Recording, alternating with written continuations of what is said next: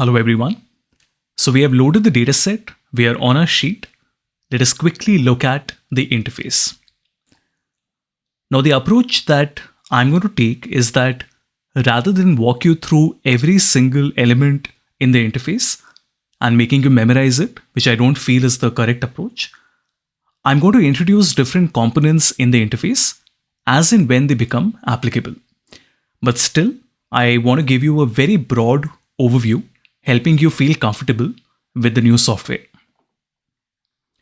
On the top right corner, we have a Show Me button. When you click on it, it shows you all the different charts that you have. There are 21 of these, or rather 24 of these. To make new ones, you have to customize them. The shortcut for opening this is Ctrl+1. Then you have a presentation mode similar to how on PowerPoint you have an F5. Here we have an F7. On the left side, we have a list of all the different columns that have been brought from the table. The ones in the blue color are the dimension and the ones in green are the measure.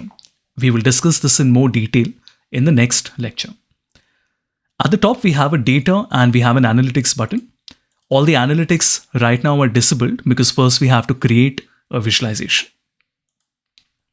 You can also minimize this pane if you want to get some more space to work with.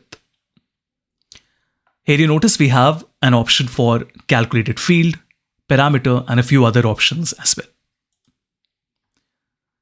Then in the ribbon, we have the option to create a new worksheet, to add a new data source, to duplicate, to clear the sheet, to cancel all the changes that you have made.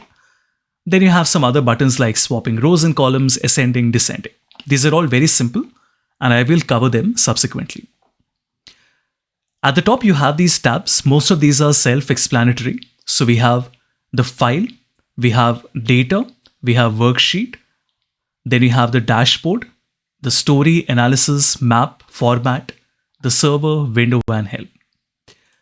These are the different options that you have to customize the visual. So we have the pages, we have filters, then we have the marks, then we have columns and rows. We call them a shelf. We also call them a card. The exact term is not really important, but then think of this like a pivot table.